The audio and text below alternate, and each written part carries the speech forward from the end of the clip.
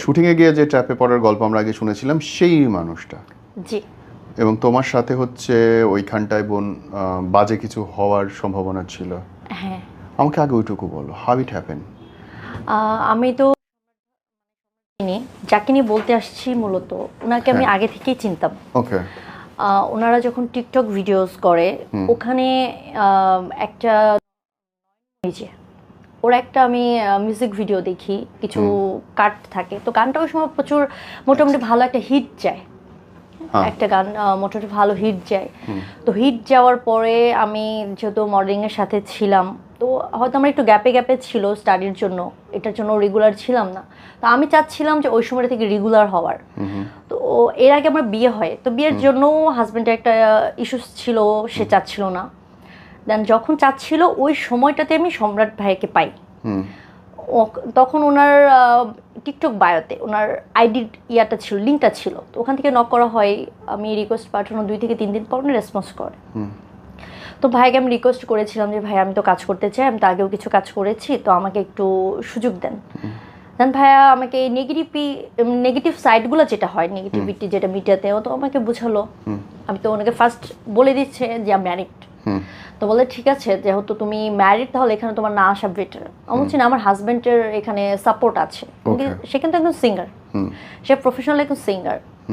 তো বললো যে ঠিক আছে আমি দেখবো। বলে ঠিক আছে আমি দেখবো। আমি বলি যে আপনি আমাকে ছোট বোনের মতো একটু হেল্প করেন, জাস্ট 2-1টা কাজ আমাকে দিয়ে যদি সুবিধা হয়, আমার পেমেন্ট লাগবে না, জাস্ট আমি চাচ্ছি যে রেগুলার হতে। আমি চাচ্ছিলাম যে আমার ফেসটা মানুষ চিনো। তো ওই ক্ষেত্রে আমি যে ভাই আমার পেমেন্ট লাগবে না, আমি কাজ করবো। বলে ঠিক আছে আমি দেখবো। তারপরে এভাবে হাই হ্যালো কথা হতে থাকে। দেন একদিন ভাই আমাকে বলে যে দেখা করতে পারবা? আমি বলে ভাই কোথায়? বলে যে হাউস বিল্ডিং এর দিকে আসো। আমার বাসা কাছেই, আমার বাসা দক্ষিণখানে। তো আমি বললাম ঠিক আছে ভাই আমি আসতেছি। তো আমাকে একটা শর্ত দিয়েছিল যে আমার সাথে তো তোমার ভাবি বা বের হয়, তো তারা যেন না জানে আজকে তুমি আমার সাথে মিট করছো বা আমার সাথে মিট হয়েছে। ঠিক আছে ভাই সমস্যা নেই। তখন কিন্তু আমার একটু ভয় কাজ করেছিল। তো তারপরে ভাবলাম হাউস বিল্ডিং যেহেতু, উনি তো আমাকে রোড সাইডে দেখা করবে, তো তারপরে সাহস করে গিয়েছিলাম। তো যাওয়ার পর উনি বললো যে কাজ করবা, ভালো কথা, তুমি কিভাবে কি জানোই তো এটা মিডিয়াটা কেমন। আমি বলছি ভাই আমি তো নেগেটিভ, ওটা আমার সাইড করে কাজ করতে হবে, আমি পেমেন্ট ছাড়া কাজ করব, প্রয়োজনে আমাকে কম পেমেন্টে কাজ করব, জাস্ট আমার অন্য কিছুতে পারবো না, যেহেতু আমার সংসার আছে। আর আমি এইটাতে যদি সাপোর্ট আমার থাকতো তাহলে মোটামুটি ভালো একটা ক্যারিয়ার বিল্ড আপ হয়ে যাইতো অনেক আগে থেকে। কারণ আমি স্টার্টিংটা কিন্তু আমার 2017 থেকে, বাট গ্যাপে গ্যাপে ছিল বলে স্টাডির জন্য হয়নি। আর নেগেটিভিটিটার তো একটা ইস্যু ছিল আমার ফ্যামিলিগতভাবে। দেন ভাইয়ের সাথে আমার দেখা হতেই থাকে, তারপর থেকে দেখা স্টার্ট হয়।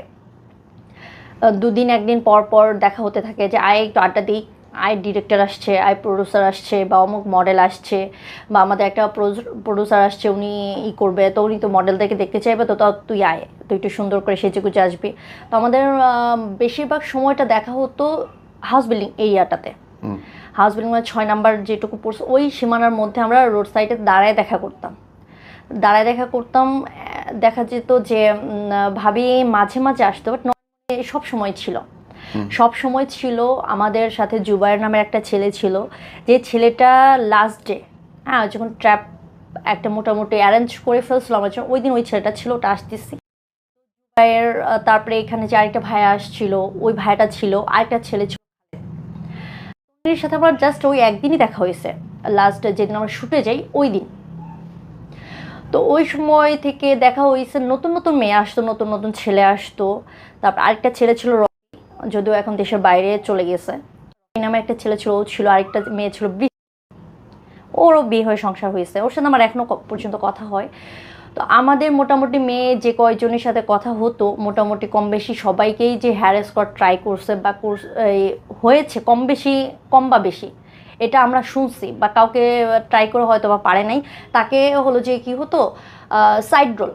হ্যাঁ, যেমন আমাকে যখন বলছে যে তুমি কিছু বুঝোই তো, তোমার ড্রেসের ক্ষেত্রে তোমাকে কোনটা মানাবে বা কী হবে, তুমি কিছু ফটো দাও, তোমার ফেস ছাড়া দাও, বা একটু ভিডিও কলে আসো, মানে উইদাউট ড্রেস, উনি এটা অফার করে আমাকে। আমি ভাই এটা পসিবল না, কাপড় ছাড়া হ্যাঁ ভিডিও কলে, হ্যাঁ এবং ছবি দিতে, হ্যাঁ তো আমাকে এটা হলো যে কয়েকদিন পুশ করে, তো বলে যে এগুলো যে বলছি এগুলো ভাবি এবং মনে যেন না জানে।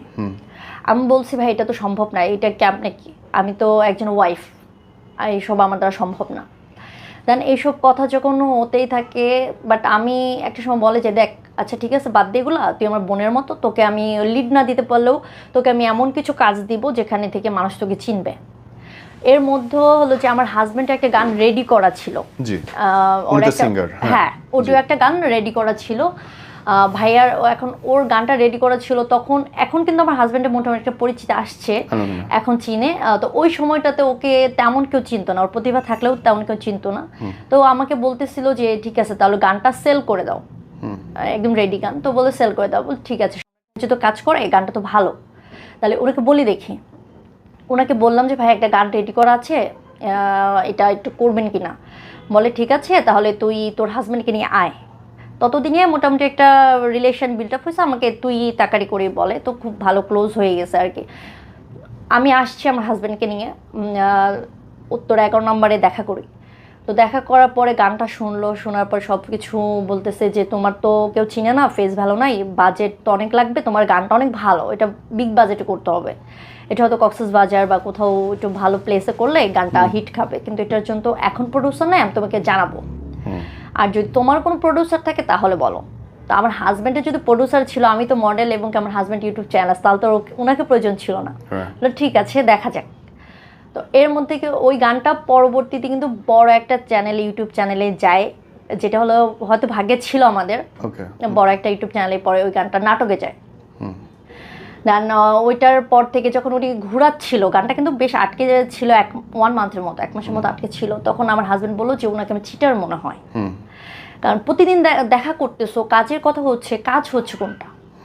আমরা বলছি দেখো হবে হবে, মানে আমাকে তো ব্রেন ওভাবে ওয়াশ করতেছে যে কাজ হবে, বা প্রডিউসারদের দেখাচ্ছে, আমরা যাচ্ছি দেখতেছি, তো ওইভাবে আমাদের বিশ্বাসের জায়গাটা চলে আসছিল। আর নয়নের সাথে আমার খুব ভালো সম্পর্ক হয়ে গেছে। ও নয় কিন্তু যেটা ওরা বলে এই যে তো ছোট মনের মতো, তা আমিও ওইভাবে দেখ মনে মিশুক, হ্যাঁ বা ভাবি ওনারা খুব মিশুক মানুষ। এখন এইটার জন্য কিনা জানি না, বাট আমাদের সাথে যতদিন আমরা এটা ফ্লাশ হওয়ার পর আগে পর্যন্ত ভালো জানতাম। লাস্টলি একটা শ্যুটের জন্য আমাদেরকে ডাকে, আমাদের 2 দিন আগে থেকে ড্রেস কি লাগবে, কার কি ক্যারেক্টার এটা বলে দেয়। ওখানে আমাদের হলো যে মিডিয়া ইন্ডাস্ট্রির মানে চলচ্চিত্রের বড় 2জন আর্টিস্ট ছিল, ওনাদের নামটা আমি নিব না, যেহেতু কাজটা এখন পর্যন্ত আমরা ফিনিশিং দিতে পারি আর ওটা হবেও না, তো আমি চাচ্ছি না, কারণ ওই 2জন খুব প্রতিভাবান এবং আমরা বাংলাদেশের সবাই জানি। ওই 2জন মানুষ যখন আসছে তো এক্সাইটেডমেন্ট কাজ করছে যে হ্যাঁ আমার লং টাইম পরে কামব্যাক হচ্ছে এত বড় 2জন আর্টিস্টের সাথে। দেন আমি খুব খুশি, শ্যুট আমাদের চলতেছে, ফার্স্ট ডে শ্যুট হলো। তো ভাইয়া সবাইকেই কম বেশি পেমেন্ট দিচ্ছে। তো আমি বললাম ভাই আমার কাছে কিন্তু রিক্সা ভাড়া নাই, হ্যাঁ কারণ ওই সময় আমার হাজব্যান্ডও স্ট্রাগলের মধ্যে, আমি তো কিছু করতেছি না তেমন করে। তো বলে যে কোনোভাবে ম্যানেজ করে যা, পরদিন থেকে রিক্সা ভাড়া দিয়ে দিব। আমি আমাদের শ্যুট হয় উত্তরাতে, উত্তরা 4 নম্বরে যে শুটিং হাউসগুলো আছে ওর মধ্যে থেকে একটা হাউসের শ্যুট হয়। ওইখান থেকে আমি আমার বাসাতে হেঁটে গেছি, যাওয়ার সময় হেঁটেই যাইতে হয়েছে, তো তাও আমি খুশি ছিলাম যে আমার কাজটা হবে। দেন তারপরে থেকে উনি আর কাজ হচ্ছে না, বলে যে স্যার অসুস্থ, মানে আমাদের যে ছিল সিনিয়র যে আর্টিস্ট ছিল বলে স্যার অসুস্থ আছে, আমাদের টাকার সমস্যা হচ্ছে, ব্যাংক থেকে টাকা তুলতে পারছি না, বা শিডিউল মিলাইতে পারছে না, ক্যামেরাম্যান আসছে না। তো এই বলতে বলতে মানে প্রায় 1 মান্থ আমি বললাম ভাই আশাটা কি ছেড়ে দিব, বলে কাজ হবে, একটু লেট হচ্ছে, এত বড় প্রজেক্ট তুই দেখলি না, এত বড় বড় ক্যামেরা নিয়ে কাজ করলাম, এত টাকা খরচ করছে, এত বড় আর্টিস্টদেরকে আনছে, আমি কি কাজটা বাঁচায় রাখবো, তো আমার কিছু টাকার জন্য, আর স্যার একটু অসুস্থ হচ্ছে না। দেন ওই জায়গাটা থেকে আরও বিশ্বাস আসলো যে হ্যাঁ সে তো শ্যুট করাইছে আমাদেরকে একদিন। দেন আরেকদিন ডাকলো যখন আমাদেরকে বললো তোদের কিছু ফটোশ্যুট করতে হবে, তোরা তো ফটোশ্যুট, কারণ আমাদের নতুন কয়েকটা মেয়ে ছিল, ওই মেয়েটা ও নারায়ণগঞ্জ থেকে আসে, ও আসে, আরেকটা মেয়ে ছিল ওর নামটা খেয়াল আসছে না আমার এই মুহূর্তে, উনি ছিল, আমি ছিলাম, ভাবি আসছিল পরে, ওইখানে নামের ছেলেটা ছিল, তারপরে আরেকটা ছেলে যে ওই যে এখানে আসছিল ভাইটার নামটা মনে করতে পারছি না, বলছি। তো ওই ভাইটাও ছিল। তো আমরা ফটোশ্যুটের জন্য ওখানে ড্রেস আপ বলছিল নিয়ে যেতে, তো সেভাবে ড্রেস আপ পরে গেছি। মেকআপ আর্টিস্ট যিনি হলো যে ওই ভাইয়ার প্রত্যেকটা শ্যুটের মেকআপ করতো, মানে আমাদের তো সেকেন্ড শ্যুট ছিল ওই দিন, যেদিন আমরা ফটোশ্যুট করলাম। ফটোশ্যুট আগে শুটিংয়ের সময় ওইটাই ছিল, মানে বলছিল সবসময় সাথে থাকে, এবং কি প্রায় প্রতিদিন আমরা যখন মিট করতেছি শেখকে আমরা পাচ্ছি। না আমার বলার দরকার নেই। হ্যাঁ, হ্যাঁ, তো ওনাকে মেকআপ আর্টিস্ট হিসেবে পাচ্ছি, তো ওনাকে মামা ডাকছি, কারণ ভাইয়া মামা ডাকে। তো ওনাদের মামা মানে উনি আমার ভাই, তো মামা সেই হিসেবে মামাই ডাকি, ম্যাক্সিমাম সবাই ওনাকে মামাই ডাকে। তো উনি মেকআপ করতে করতে আমাকে হলো যে ব্যাড কিছু কথা, তো আমি মাথায় নিয়ে নিয়ে ভাবছি মজা। হ্যাঁ, ওই যেদিন দিয়াবাড়িতে আমরা ফটোশ্যুট করছিলাম না, মজার ছলে ওটা উড়িয়ে দিছি, শ্যুটে একটু মজা হয়। দেন তারপরে ভাইয়া বেশ কতদিন পর হবে অনুমানিক, এটা আমার মনে পড়তেছে না, শ্যুট বলে যে শ্যুট হবে ইয়েতে, ওই নীলা মার্কেট ওয়েবসাইটে শ্যুট হবে ওইখানে, তো তোদেরকে আগের দিন পাঠিয়ে দিব। আমি বলছি ভাইয়া তাহলে আপনারা, বলে যে আমি তোদেরকে নিয়ে রেখে আসবো, তুই ভয় পাস না, আমরা পরের দিন সকাল ভোরবেলা যে কাজ করব, কারণ এতগুলো লোক গেলে ওখানে রাতে থাকতে পারবো না, অত বড় হাউস পাইনি, আর আমরা তো একটা গাড়ি করে চলে যেতে পারবো, তোদের লেট হবে, কারণ তোর ভাবি যাবে, আমি যাবো, মনি যাবে, তো তোরা আগে চলে যা। দেন আমি ওই দিন হলো 9টা থেকে 9:30টার মধ্যে আমরা রওনা হই, তা আসি মোটামুটি 8টা, হাউস বিল্ডিং। তখন মেয়েটাকে যে আপুটা ছিল ওই আপুটাকে পাই, আপুটা হলো যে 3 পিস পরা ছিল। তো ভাইয়া রাগারাগি করছিল যে আমি একটু মডার্ন করে করবো, দেখতো তানিয়া এটা কি ড্রেস, এই ড্রেসটা নিয়ে আসছে, এটা কি হবে? ওকে আমি ড্রেস বারবার বলে দিছি, তাও ওইটাই নিয়ে আসছে। আমি বললাম আপু তো দেখো, বলে যে আপু আমার না ওই সব ওয়েস্টার্ন ড্রেস নাই। আমি বললাম দেখো টপস টি শার্ট বা জিন্স এগুলো নর্মাল, এগুলো তো এমনিতে নর্মাল ড্রেস, তুমি এটাতে কাজ করতে গেলে এইগুলো ক্যারি করতে হবে। পরে বললো যে আপু এরপর থেকে আস্তে আস্তে হয়ে যাবে, আমি তো প্রথমবার আমার ছিল না, তো ভাইয়া হঠাৎ করে আমাকে বলছে, আজকেই বলছে, এই জন্য আমি হঠাৎ করে 3 পিসগুলো নিয়ে চলে আসছি। পরে বললো ঠিক আছে হবে। তো আমি বললাম ভাইয়া তো কয়টা কাজ করবেন? ওই আপুটা ওকে লিড থাকবে, বল না ওকে একটা সাইড ক্যারেক্টার দেবো। তো আমাকে যেটা বললো যে 2টা লিজেন্ডারি সিঙ্গারের কথা। তো আমি বললাম ঠিক আছে, আমি তো খুব খুশি, মহা খুশি যে কাজ করব। দেন ভাইয়া আমাকে ওই মেয়েটাকে, আমার হাজব্যান্ডও আসছিল আমাকে আগায় দেওয়ার জন্য, তো আমাকে আগায় দিয়ে 9:30টার দিকে আমরা রওনা হই, ও বাসায় চলে যায়। আমি পরে বলছি দেখো আমি তো রাত করে, তাও ভয় লাগতেছে, তুমি কিন্তু আমার কলে থাকবা, আমার হাজব্যান্ডকে বলতে তুমি কিন্তু কলে থাকবা। তো ওখানে গিয়েই মোটামুটি ভাইয়া বলে যে কিছু ড্রেস দিয়ে তুই ট্রায়াল দে, আমি তোকে দেখবো। তো আমি ওই সময় হয় কি একটা ড্রেস পরছি, বলে যে ড্রেসের নিচে তুই কিছু কেন পরছিস, কারণ ড্রেসটা ছিল স্কিন, তো যে কারণে নিচে আমার আরেকটা ড্রেস পরার কারণে উনি বলতেছে যে এটা কেন, তো অনলি জাস্ট হলো যে ভিতরে কিছু রাখা যাবে না, তো এভাবে আমি দেখবো। আমার ভাই এইভাবে তো সম্ভব না। তো যাই হোক ওই দিন যাওয়ার পরে ওই দিন ভাইয়া চলে গেছে। ভাইয়া তবে যাওয়ার আগে আমাকে কিছু ব্রেন ওয়াশ করে গেছে, মিস করে গেলাম।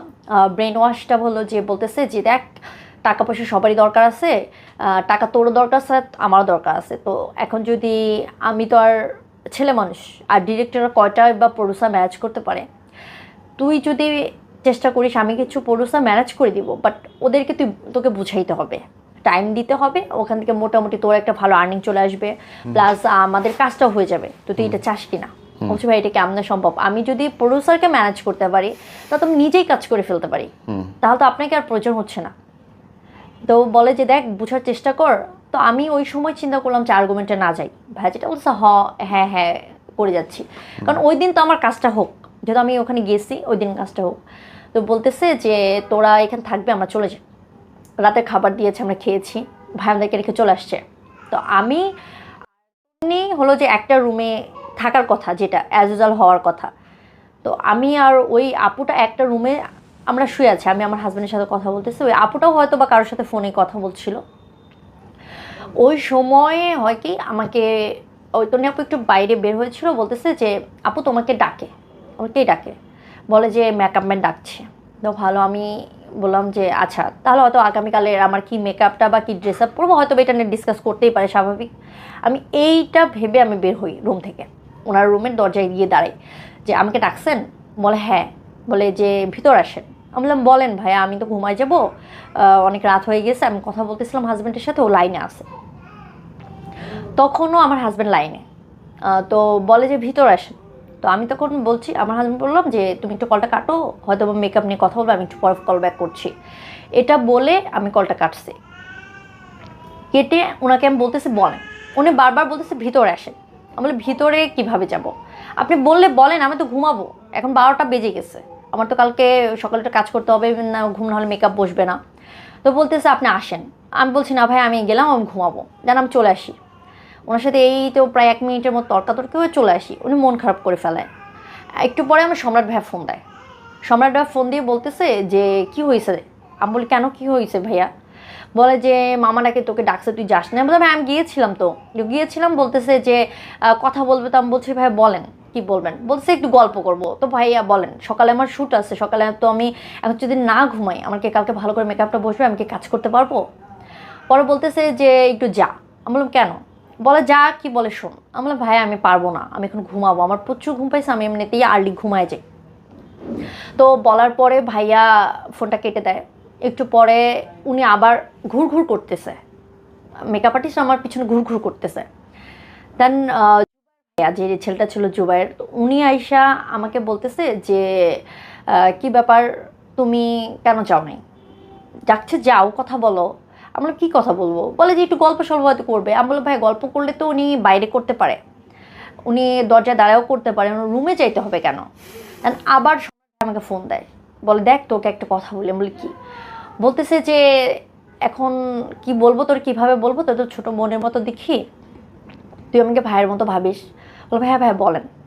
বলে যে দেখ এতগুলো টাকা অ্যারেঞ্জ করছি আমি, এতগুলা ক্যামেরাম্যান সব চলে আসবে সকালবেলা, আমার ডিরেক্টর বলা আছে, ক্যামেরা লাইট সব কিছু বলা আছে, আরও আর্টিস্ট বলা আছে, তারা চলে আসবে, আমরা তো আছি আসবো। দেখ আমি এত টাকা দিয়ে হাউসটা ভাড়া নিছি, তোরাও চলে গেছি, সব কিছু এখন জাস্ট তোর জন্য আমার সব কিছু পণ্ড হয়ে যাবে। আমি কি করছি ভাইয়া?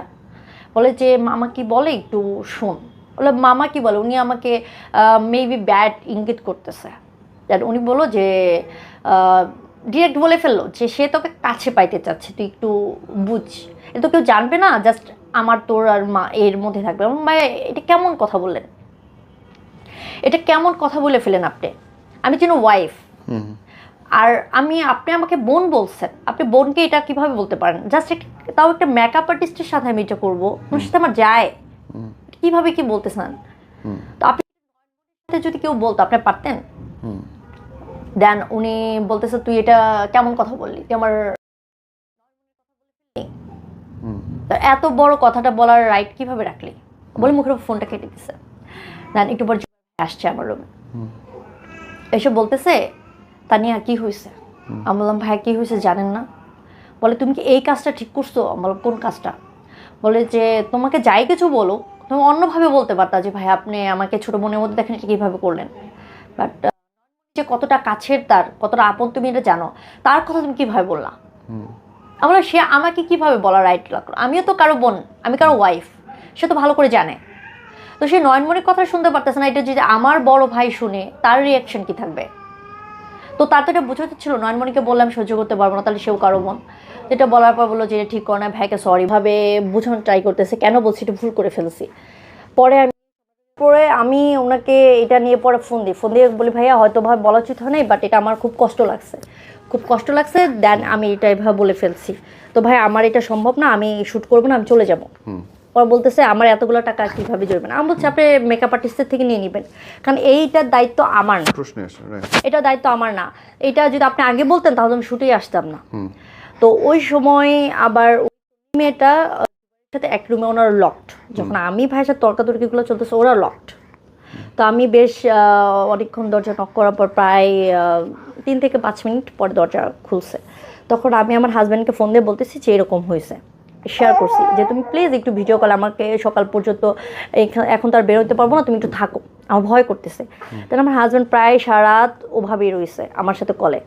যখন 5টা 5:30টার মতো বাজে, ওই সময়টায় ভাইয়া পরে বলতেছে ঠিক আছে সকালে তোদেরকে টাকা দিচ্ছি 1000, আমি বিকাশ পাঠায় তোরা চলে যা, শ্যুট করবো না, যা হয়েছে আমার লস। উনি দেন বললো তন্নির বিকাশ, উনি 1000 টাকা পাঠায়। তো তন্নির কাছে ক্যাশ টাকা ছিল, তো আমরা পরে ভোরবেলাতেই বের হই, কারণ ওইখানে আমি চাচ্ছিলাম কখন বের হইতে পারবো। কারণ সারাটা রাত আমার কাছে এত বাজে কাটছে, ভয়ে বা রাগে, দুইটা কাজে করছে আমার, ভয় বা রাগ। এত ছিলাম যে ভাইকে তো আমি অনেক বিশ্বাস করতাম। তো আমাকে ফোন দিয়েছে, নর্মালি বলতেছে দেখো মাহির তুমি এটা নিয়ে এত করো না, তো মামা হয়তো বা এটা কীভাবে বলে ফেলছে যাই না, ওইটা হলো যে বাবা টাকাটা অনেক লস হবে তো ওই জন্য বলছে, বাট বাবা কিন্তু এমন মানুষ না বলতেছে। ঠিক আছে, ওকে ফাইন। আমি ওই সময় আর আমি ওখান থেকে বের হয়ে একটা সিএনজি পাই, আমরা ওখান থেকে চলে আসি পর্যন্ত। ওখান থেকে আপুটা তো চিনে না তেমন একটা, তো খিলক্ষেত থেকে আমি ওকে বলি কোন বাসে যাইতে হবে, ওকে দিয়ে দিই, ও চলে যায়, আমিও চলে আসি। দেন ওই আপুটার সাথে আমার আবার ফেসবুক এক্সচেঞ্জ হয়েছিল। ওই সময়ে আপুটা আমাকে পরের দিন নক করে, মেবি 1-2 দিন পরে নক করে বলে যে আমার তো প্রবলেম হচ্ছে, ভাইয়া মনে হয় আমার ভিডিও কাউকে ছড়াই দিছে, আমার বয়ফ্রেন্ডের ঝামেলা করতেছে, আমার কেউ তো ব্ল্যাকমেল করতেছে, তার শুটিং করি নাই বলে। তো নিয়ে এই মেয়েটা আমাকে বলে, আমরা কি বলে যে আমার বয়ফ্রেন্ডটা নিয়ে আমার সাথে খুবই ঝগড়া করতেছে, আমার সাথে খুব ঝামেলা হচ্ছে, এখন আমি কি করব।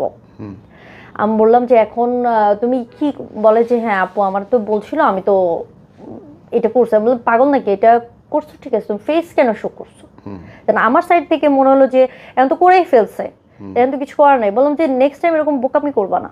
বলে যে আপু আমি তো আসলে মিডিয়ার সাথে সম্পৃক্ত না, বুঝি না। হ্যাঁ, বলে যে আমি বুঝি না, আমার আইডিয়া নাই। তো ভাই আমাকে বলছিল যে কিছু ছবি দেওয়ার জন্য, তো আমি তো দিয়ে দিছি সরল বিশ্বাসে, আমি তো জানি না এত কিছু হবে। দেন আবার মেয়েটা আমাকে নক করে বলে যে আপু আসলেও ওইটা আমার ভাইয়া কিছু করে নাই, ওটা আমার বয়ফ্রেন্ডের কাছে পাসওয়ার্ড ছিল, ও নিজে আমাকে ওই পাসওয়ার্ড থেকে করেছে, এটা ভাইয়ার আসলে দোষ না। এটা পরে ওইটা যা হোক ওখান থেকে বের হয়ে আসলাম। ওখান থেকে বের হয়ে আসার আমি যখন আব্দুল্লাপুরে আসছি তখন ভাইয়া বলতেছে ডেট আবার ফেলবো, এটা বাদ দে, আমরা মামাকে আর কাজে নিব না। দেন বললো মামাকে আর কাজে নিব না, কাজ হবে আমাদের। ওকে ফাইন, কাজ হবে। তো সে অপেক্ষাতে আবার আবার হলো নতুন করে শুরু, যেহেতু সে সরি বলছে, ইভেন মানে আমাকে বলতেছে নেক্সট টাইম থেকে এই মামাকে আর দেখবা না, যেহেতু উনি এরকম একটা দুঃসাহস দেখাইছে, তোমাকে এত আদর করে, বাবা এত আদর করে, আমরা এত আদর করি কাছের, উনি জানার পরে যেহেতু এরকম একটা দুঃসাহস দেখাইছে, তাকে আর রাখবো না। তো তুমি প্লিজ এটা নিয়ে মন খারাপ করো, তুমি আমাদের সাথে থাকো, কাজ হবে। তারপরে কিছু গ্রুপ, হ্যাঁ কক্সবাজারে শুটে যাবে, কিছু গ্রুপ ওপেন করলো, 2টা গ্রুপ ছিল মেবি, 2টা, হ্যাঁ 2টা গ্রুপ ছিল। প্রথমেরটাতে একটু গন্ডগোল হলো, গন্ডগোল হওয়ার পরে সবাই লিভ নিয়ে সেকেন্ডটাতে। ওখানে যেটা হইলো যে কক্সবাজার যাবে 8টা গানে শ্যুট করার জন্য, 8টা বা 10টা এরকম, 8টা বা 10টা গানে শ্যুট করতে যাবে। ওইখানে ওই যে আমরা যে গ্রুপের যেগুলো ছিলাম, এছাড়াও আরও 2-1 মেয়ে অ্যাড হয়েছে যাদের সাথে আমার দেখা হয় নাই বা সেরকমভাবে ব্যক্তিগতভাবে কথা হয়নি, শুধু গ্রুপে ওখানে চ্যাট হয়েছে। এর মধ্যে 2টা মেয়েকে আগে পাঠাই দিছে, প্রডিউসার সহ 3 জন ছিল মেবি, আর হলো যে 2টা মেয়ে। পরে বললাম ভাইয়া ওরা আগে চলে গেলো, তো আমাদের কেন পাঠালেন না? দেন ভাইয়া বলতেছে তোদেরকে পাঠাইনি, কারণ তোরা তো আর, তুই তো জানিস সব জায়গায় সবাইকে পাঠানো যায় না, তুই তো আর গিভ অ্যান্ড টেকে কাজ করবি না, ওরা গিভ অ্যান্ড টেকে কাজে গেছে, ওদের টাকা দরকার ছিল, তো ওদেরকে মোটা একটা পেমেন্ট দিবে, এই জন্য ওদেরকে আগে পাঠিয়ে দিছি। তো ওদেরকে শুধু কাজ করাবো, আর ওরা শুধু ওইগুলোর জন্য গেছে, ওরা কাজ করবে না। ওরা প্রডিউসারদের তো মেয়ে দিতে হয় আমার, ওদের টাকা দরকার, ওরা গেছে, ওরা কাজ করবে না, ওরা চলে আসবে। দেন আমাদের বলতেছে কালকে শ্যুট, কালকে করে 4-5 দিন চলে যাচ্ছে। পর বলতেছে যে দেখ তোরা ঝামেলা করতেছিস, এখান থেকে আমার শিডিউল ফাঁসতেছে, আমার ঝামেলা হচ্ছে। ওনার ওখানে প্রডিউসারগুলো এতদিন আছে, এরা কি যেই সেই হোটেলে আছে, ভালো মানের হোটেলে আছে, এটা কি টাকা যাচ্ছে না? তারপরে আবার হলো যে ইয়ারে করে গেছে। দেন ফাইনালি শ্যুট ডান হলো যে আমরা যাচ্ছি, তখন ঝামেলা কিভাবে, মানে উনি নিবে না সেটার ধান্দা করতেছিল, কিভাবে আমাদের উপর দোষ চাপানো যায়, যে ফাইনালি আমাদের দোষে আমরা যাইতে পারি নাই। ওইখানে কিছু মেয়েদেরকে বলতেছে তোমরা খোলামেলা হইতে পারো না, তোমাদের এত জড়তা নিয়ে কাজ করা যায়, একটা ডিরেক্টরের সামনে যদি তোমরা ফ্রি না হইতে পারো, তোমরা যদি করতে না পারো, তাহলে তোমরা কি কাজ করবা? তোমাদের বড় বড় শ্যুটে আরও কত কিছু করতে হয়, ওখানে কিভাবে যাবা? আমাকে ইনসাল্ট করে কিছু কথা বলে, কিছু চ্যাটিং ওই গ্রুপে। তো পরে বললাম ভাইয়া ঠিক আছে বাদ দেন, আমি কাজ করবো না। বলতেছে যে টাকা তো আমরা খাটাচ্ছি, এত কথা বলো কেন, নিব তো। আরও কিছু ব্যাড কিছু ইউজ করছো, ওটা বলতে চাচ্ছিলাম না। দেন যেদিন ফাইনালি আমরা যাব ওই দিন যেটা ইস্যুস ক্রিয়েট করলো, কেউ যাবে এয়ারে করে, কাউকে এসি বাস দিবে, কাউকে নন এসি বাস দিবে, আরও 2-1 জন যারা আছে তাদেরকে এয়ারে নেবে, আমাদের জন্য এসি বাস দিবে। আর যারা টিম মেম্বার আছে আদার্স লাইট মেকআপে যারা আছে তাদেরকে হলো যে নন এসি বাস দিবে। এমনকি হোটেলের ক্ষেত্রেও সেম বলতেছে যে এরকম একরকম করে তো হবে না, ওটা অনেক কষ্ট হয়ে যাবে, আমরা তো এতগুলো গান নিয়ে যাচ্ছি, আমরা তো কম করে আমাদের 4-5 দিন সময় লাগবে এভাবেই। তো এখন বলতেছে যে এভাবে তো হয় না। আমি বলছি দেখেন ভাইয়া, গেলে সবাই এসি বাসে যান, আরও দরকার নেই, নন এসি প্রয়োজন নেই। কারণ এখানে আপনি যাচ্ছেন, আমি মাঝ রাস্তায় গিয়ে একটা বিপদে পড়লে তখন তো আপনাকেই আমার ফ্যামিলি ধরবে, আর ওই সময় আমি বা কী করবো? রাইট। তো আপনারা যদি এভাবে চলে যান আমাদের তারপরে কি হইলো? এই প্রজেক্ট হইলো না, এটা বন্ধ? এটা পরে এটা ইস্যুস এইটাই করেছে বন্ধ, বলো যে তোরা ঝামেলা করতেছিস, আমি শ্যুট ক্যান্সেল করে দিব। মানে এইভাবে বুক করে ক্যান্সেল, আমাদের উপর দোষ। প্রথমে ছিল যে আমরা যে ফ্রি হতে পারি না, খোলামেলা হতে পারি না, উনি যেভাবে বলতেছে ওভাবে পারছি না, আর এটা ক্রিয়েট হলো যে এভাবে। দেন ওইটাও ফাইনাল কি হলো? লাস্ট কি ফাইনাল ওই শ্যুট হয়নি। তারপর শেষ হলো কেমনে আপনার সাথে সম্পর্ক? শেষ হইলো আরেকটা শ্যুটের কথা ছিল, যেটা বললো বিআরটিসি বাস, তো আমি করে আসছি, ওইটাতে কালকে শ্যুট হবে। তো আলটিমেট যখন এগুলাই চলতেছে, চক্কর চলতেছে, হঠাৎ করে আমার একজন বড় ভাই, উনি যে আমার বড় ভাই একজন, উনি হলো গীতিকার, নামটা নিব না, তো ওই ভাই আমাকে হঠাৎ করে একটা মানে পোস্টে শেয়ার করছে, আমাকে শেয়ার করছে একটা পোস্ট ইনবক্সে, বলতেছে দেখো তুমি তো আমার ছোটো বোনের মতো, তুমি কাজ করতেছো ভালো। এর মধ্যে ওই যে ভাইটার কথা বলতেছি, ওই ভাইয়ারই লেখায় একটা মিউজিক ভিডিও আমার রিলিজ হয়ে গেছে ওই ভাইয়ার চ্যানেলে। তো বলো যে এখন কাজ করো, ভালো কথা, ভালোই চাই, কিন্তু এর নামে কিছু শুনতেছি, তুমি একটু সাবধান থাকো। এরকম মানুষ তো বোধহয় হাতে গোনা, প্রায় লাখখানেক মানুষ কাজ করে, কিন্তু এই মানুষটার নামে, এনাদের হাজব্যান্ড ওয়াইফের নামে বা মানে এরকম আমি আর শুনি নাই বোন, যে আরো 20 জন এরকম আছে। আমি এখানে মিডিয়াতে তো লং টাইম, বাট যদিও অত রেগুলারভাবে কাজ করি নাই, আমিও এইগুলার সম্মুখীন তেমন একটা হইনি। তবে একটা ব্যাড এক্সপিরিয়েন্স ছিল আফটার লং টাইম এগো, ওইটা একটা আলাদা ইস্যুস ছিল। এ দেখবো যে 11 বছরে এই একজনই পাওয়া যাবে, 2জনই পাওয়া যাবে যারা এরকম একটা উদ্ভট, এবং এদের জন্য দোষটা সবার হয়। তো আমি রিসেন্টও কাজ করে আসছি 17 তারিখ, আমি সকালে গিয়েছি, কাজ করে চলে আসছি, কোনো ঝামেলা নেই কিন্তু। না কোনো ঝামেলা নেই, ক্যামেরা বন্ধ, টাকা দিবে, চলে আসবে। হ্যাঁ আমি টাকা নিয়ে চলে আসছি, তো আমার কোনো প্যারা হয় না। ইভেন আমাকে তারা অর্ধেক রাস্তা পর্যন্ত তাদের গাড়ি দিয়ে লিভ দিয়েছে, ফুলটা দিতে চাইছিল, হয়তো টাইম শিডিউল মিলেনি। তো যখন ওই ভাই আমাকে ওটা শেয়ার করলো, তখন ওর আব্বুকে আমি দেখালাম যে দেখো এরকম বলতেছে যে এরা, আমি বলছিলাম তোমাকে ফ্রড। এর মধ্যে মানে ওই যে মহিলাটা, পিচ্চি মেয়েটা, তো ওর আম্মুকেও কিন্তু আমি তাদের সাথে যখন দেখেছি, সে কিন্তু খুব প্রশংসাই করেছে। আমাকেও ওর আম্মু নক করে, ওই মেয়েটার আম্মু নক করে, ওই আন্টি আমাকে নক করে, বলে যে দেখো এরকম এরকম। বলি দেখেন আন্টি, আপনি টাকা দিয়েছেন তখন আমি জানি না, এখন যদি ঝামেলা হয় এটা আমাকে বললে লাভ নেই। আপনার সাথে আমার 2 দিন দেখা হয়েছিল, আমরা যেদিন নাটকে শ্যুট করি ওই দিন কিন্তু ওনার সাথে দেখা হয়, সেকেন্ড বার্থডেতে। বার্থডেতে যে আমরা বলছি না বোন আমার তো এখন একটু সমস্যা চলতেছে, আমি যাইতে পারছি না। তো বলতেছে না তোমাকে প্লিজ আসতেই হবে, এভাবেই করো না, তুমি প্লিজ না আসলে আমি খুব কষ্ট পাবো। তো আমি যাই, কিছু জুয়েলারি, যেহেতু মেয়েদের এটা একটা বলো যে দুর্বল পয়েন্ট, আমি ওর জন্য 5 বা 6 জোড় পাথরের জুয়েলারি নিয়ে যাই। তো ওইটাই ওকে গিফট করি। আমার হাজব্যান্ডকেও যাইতে বলছে, তো আমি বলছি না আমার হাজব্যান্ড এইসব পছন্দ করে না। ওই দিন যাওয়ার পরেও কে আসছে গেস্ট, ওর ছিল কি গিফট কি আনছে, এবং কেউ সবসময় খেতে থাকতো। আমি কিন্তু প্রশংসা করতাম যে এত প্রচুর খাও তুমি, তারপর তুমি এত স্লিম কীভাবে, তো প্রচুর খেতে থাকতো। এবং কেউ হতো কি যে ও খাবে, আমরা আছি বলে তোদেরকে এরকম খাওয়ার দরকার নাই, আমিও কিন্তু খাচ্ছি না, উনি একা খাক। হ্যাঁ ও একা খাইতো। তো দেখা যেত যে আমি একদিন লজ্জায় পড়ে আমি নিজের টাকা দিয়ে খেয়েছিলাম। এটা ছিল মানে উত্তরাতেই 11-12 মাঝামাঝি একটা রেস্টুরেন্টে, যে শেষে বললাম না ভাই আর সমস্যা নাই, আমি কি এত গরিব হয়েছি নাকি, কারণ মজার ছলে পর নিজেই খেয়েছি, এরকম হয়েছে। তোমার এই স্টোরিটা থেকে মানুষ যদি শেখে, কি শিখতে পারে বলো তো? শিখতে পারে হলো যে অতিভক্তি চোরের লক্ষণ। আমি যেটা প্রথমে বলবো, প্রথমে এটা বলবো যে অতিভক্তি চোরের লক্ষণ, যেটা হয়তো বা আজকাল আমাদের এই সময়টাতে মিডিয়া ইন্ডাস্ট্রিতে প্রচুর বেড়ে গেছে। যারা বলবে কাজ হবে, বিগ প্রজেক্ট হবে, আলটিমেট আমি যেটা দেখছি ভাইয়া তারা কাজ করে না। হ্যাঁ, আর আমি 17 তারিখে যে কাজটা করেছি, এটা একটা বিগ চ্যানেল, 1 মিলিয়ন প্লাস তাদের সাবস্ক্রিপশন আছে। তো ভাইকে আমি বললাম ভাই আমি কাজ করব।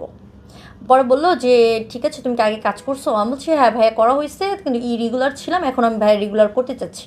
ঠিক আছে তোমার কাজে লিঙ্ক দিও। দেন আমি একটা গানের লিঙ্কটি ওনাকে শেয়ার করি, এবং কি উনি আমার কাছে ছবি চাই, 2টা ছবি শেয়ার করেছি। ঠিক আছে আমি তো শ্যুট হবার কথা আছে 20 তারিখের দিকে, আমি জানাবো, তুমি একদিন পারলে আমার অফিসে মিট করো কাজের আগে। দেন আমি কিন্তু সেই সুযোগটাও পাইনি। হঠাৎ উনি আমাকে 16 তারিখে কল করে, আমাকে পাইনি, তার আমার হাজব্যান্ডকে রিচ করছে তার অফিস স্টাফের মাধ্যমে। ও আমাকে ফোন দিয়েছে, বলতেছে তুমি একটু কল করো। তো কল করছি, বলে যে কাল শ্যুট আছে, তুমি পারবো? আমরা হ্যাঁ ভাই পারবো। ড্রেস আপ কী লাগবে বলে, তোমাকে আমি জানাই দিচ্ছি টেক্সট। Okay fine. দেন গিয়ে কাজ করে আসছি। এইভাবে আসলে কাজগুলো হয়। আসলেই তাই। যারা বলে যে কাজ করব, প্রডিউসার আছে, বিগ কাজ হবে, আলটিমেট কাজ হয় না। আমি এটাই বলবো যারা মিডিয়াতে আসতে চায়, এই হবে জিনিসটার মধ্যে যেন না পড়ে। যাদের সাথে আমার এ পর্যন্ত কাজ হয়েছে, হঠাৎ কাজ হয়েছে। কারণ যাদের কাস্টিং দরকার হয় না ভাইয়া, তারা হঠাৎ কাস্ট করে ফেলে। সেটা ছোট থেকে বড় আমি যেটাই দেখেছি, হঠাৎ কাস্ট হয়ে যায়। 1 দিন বা 2 দিন আগে কল আসবে যে তুমি কাল বা পরশু পাচ্ছ কিনা। আসলেই তাই হয়। তা আমি